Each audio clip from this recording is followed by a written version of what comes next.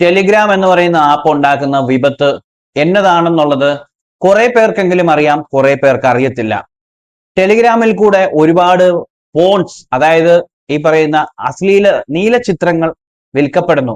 നീലചിത്രങ്ങൾ വിൽക്കപ്പെടുന്നു എന്ന് പറയുമ്പോൾ ഒരുപാട് പാവങ്ങൾ, ഒന്നും അറിയാത്ത പാവപ്പെട്ട കുറെ കുട്ടികളുടെയും അതുപോലെ തന്നെ ആളുകളുടെയും എല്ലാം ദൃശ്യങ്ങൾ പകർത്തി പൊക്കൊണ്ടിരിക്കുകയാണ്. അതൊരു കച്ചവടം മാർഗമായിക്കൊണ്ടിരിക്കുകയാണ്. എന്തായാലും ഇതിനെക്കുറിച്ച് സംസാരിക്കുന്നത് ബിഗ് ബോസ് താരം വേദലക്ഷ്മിയാണ്. അവരുടെ ഒരു വീഡിയോ ഉണ്ട്, ആദ്യം അത് മുഴുവൻ നമുക്ക് കേൾക്കാം, അതിനുശേഷം സംസാരിക്കാം. കേരളത്തിൽ ഒരു പോൺ സെക്സ് മാർക്കറ്റ് വളർന്ന് പന്തലിച്ചുകൊണ്ടിരിക്കുകയെന്ന് പറഞ്ഞാൽ നിങ്ങൾക്ക് വിശ്വസിക്കാൻ പറ്റുമോ? കൊച്ചിയിൽ മോഡലിംഗിന്റെ മറവിൽ പെൺകുട്ടികളെ വിദേശത്തേക്ക് കടത്തി മൃഗീയമായി കൂട്ടബലാത്സംഗം ചെയ്ത കേസിൽ വൻ സെക്സ് റാക്കറ്റ് പിടി.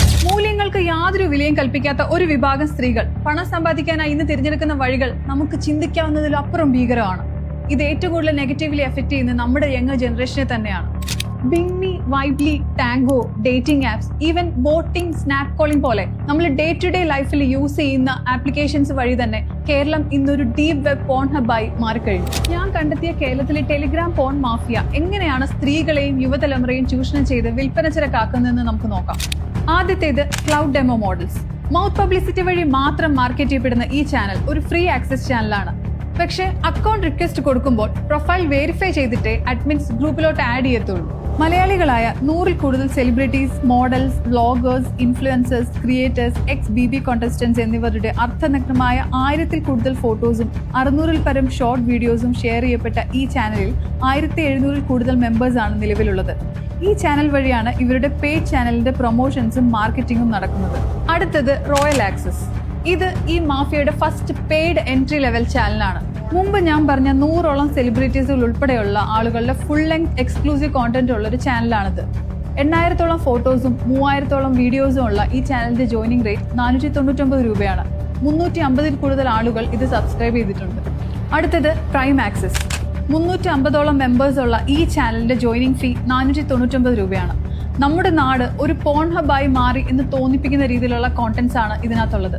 അതായത് 100% പോൺ വീഡിയോസ്. അടുത്തത് ഏർലി ആക്സസ്. ഈ ടെലിഗ്രാം മാഫിയ കോൾ ഔട്ട് ചെയ്യണം എന്ന് ഞാൻ തീരുമാനിക്കുന്നത് ഇതിനകത്തെ കോണ്ടന്റ്സ് കാണുമ്പോഴത്തേക്കുമായിരുന്നു. കാരണം ഇതിലുള്ളത് സാധാരണക്കാരായ സ്ത്രീകളുടെ 12,000ഓളം ഫോട്ടോസും 4,000ഓളം വീഡിയോസും. ഏകദേശം കുറച്ച് കാര്യങ്ങൾ നിങ്ങൾ കേട്ടല്ലോ.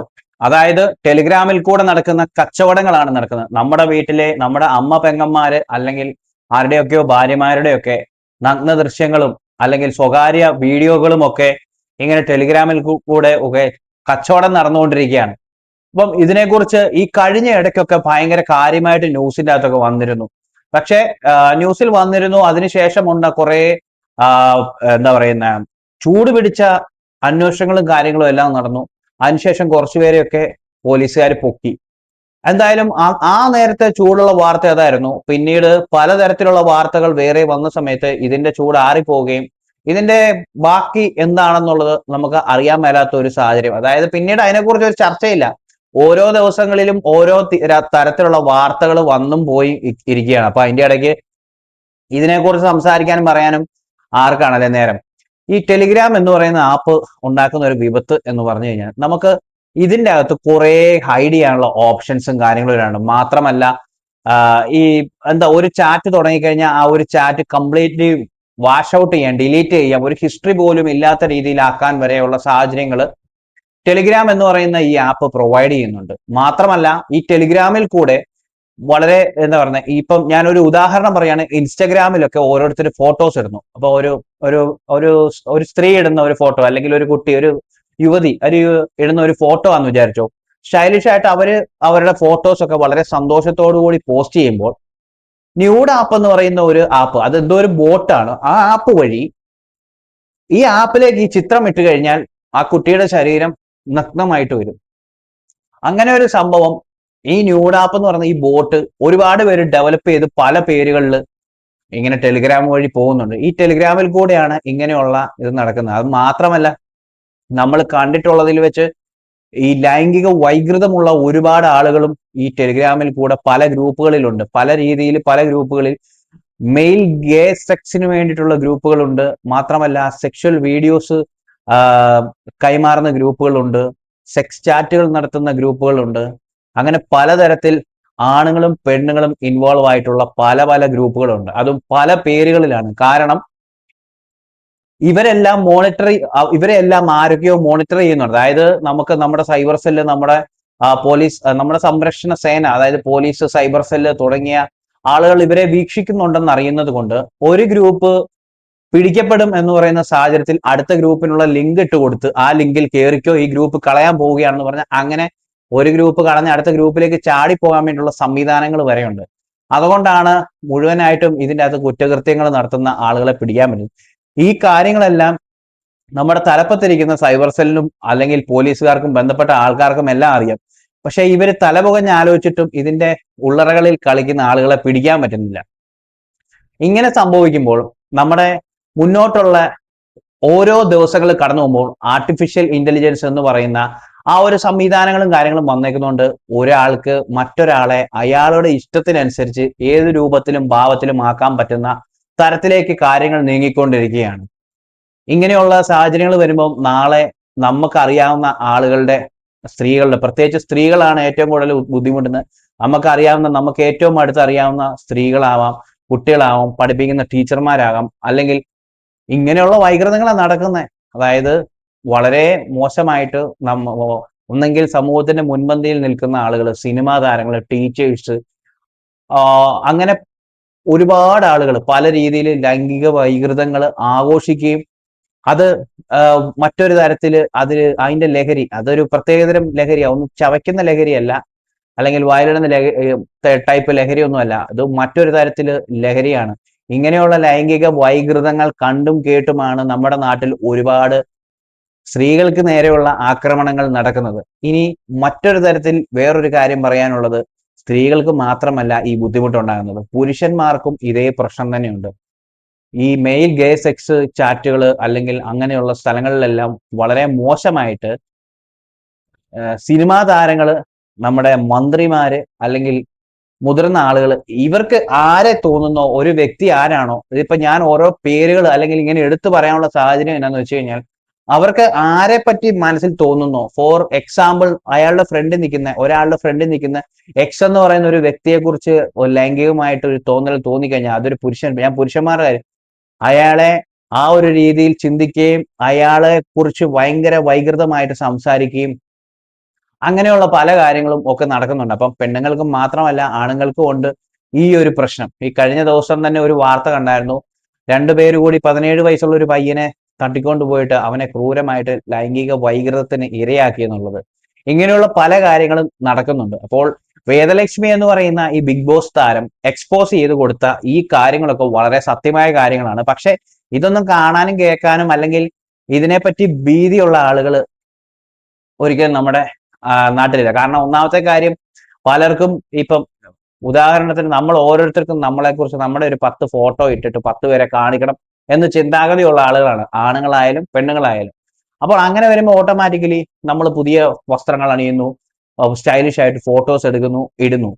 പക്ഷേ ഇതിന് ശേഷം ഇത് സംഭവിക്കുന്നത്, ഈ ഫോട്ടോസ് ഒക്കെ സ്ക്രീൻഷോട്ട് എടുത്ത്, അതായത് പ്രൈവറ്റ് ആയിട്ടുള്ള അക്കൗണ്ടുകളായിരിക്കും, പക്ഷെ എന്നിരുന്നാലും ഏതെങ്കിലും ഒരു സാഹചര്യത്തിൽ ഒരു ഫോട്ടോയുടെ ഒരു അറ്റോ മുറിയോ കിട്ടിയാൽ അതിന്റെ സ്ക്രീൻഷോട്ട് എടുത്തതിന് ശേഷം മറ്റ് ആപ്പുകളിൽ, ബന്ധപ്പെട്ട ഈ ആർട്ടിഫിഷ്യൽ ഇന്റലിജൻസ് അല്ലെങ്കിൽ ഈ ന്യൂഡ് ആപ്പുകൾ പോലുള്ള ആപ്പുകളിലിട്ട് അത് വളരെ മോശമായ രീതിയിൽ ഈ പറയുന്ന പോലെ എന്താ പറയാ ന്യൂഡാക്കി അത് ലൈംഗിക വൈകൃതം അവരുടേതായ മനസ്സിൽ തോന്നുന്ന രീതിയിൽ കാണിക്കുകയും പ്രവർത്തിക്കുകയും ചെയ്യുന്ന ആളുകളുണ്ട്. അപ്പോൾ ഇതിനെതിരെ അതിരൂക്ഷമായിട്ട് എന്താ പറയാ നമ്മുടെ പോലീസും സൈബർ സെല്ലും എല്ലാം, അതായത് ഇപ്പൊ പുതിയ മന്ത്രിസഭ വന്നു, പഴയ മന്ത്രിസഭ ചെയ്യേണ്ട ഒരു സാഹചര്യങ്ങൾ, ചെയ്യേണ്ട കുറെ കാര്യങ്ങൾ ചെയ്തു, അതിന്റെ ബാക്കി അത് ഫോളോ അപ്പ് എന്താണെന്നുള്ളത് അറിയത്തില്ല. പക്ഷെ ഇപ്പോഴും ഇതിന്റെ പ്രവർത്തനങ്ങൾ നടന്നുകൊണ്ടിരിക്കുന്നു, തടയാൻ പറ്റാത്ത രീതിയിൽ. അതായത് ഒഴുക്കോടുകൂടി ഒഴുകുന്ന ഒരു പുഴ പോലെ നമുക്ക് തടയാൻ പറ്റത്തില്ല, തടഞ്ഞാലും മറ്റു വഴിക്ക് ഒഴുകും എന്ന് പറയുന്നത് പോലെ ഈ സംവിധാനങ്ങൾ പൊക്കോണ്ടിരിക്കുകയാണ്. എന്തായാലും വേദലക്ഷ്മിക്ക് ഇനി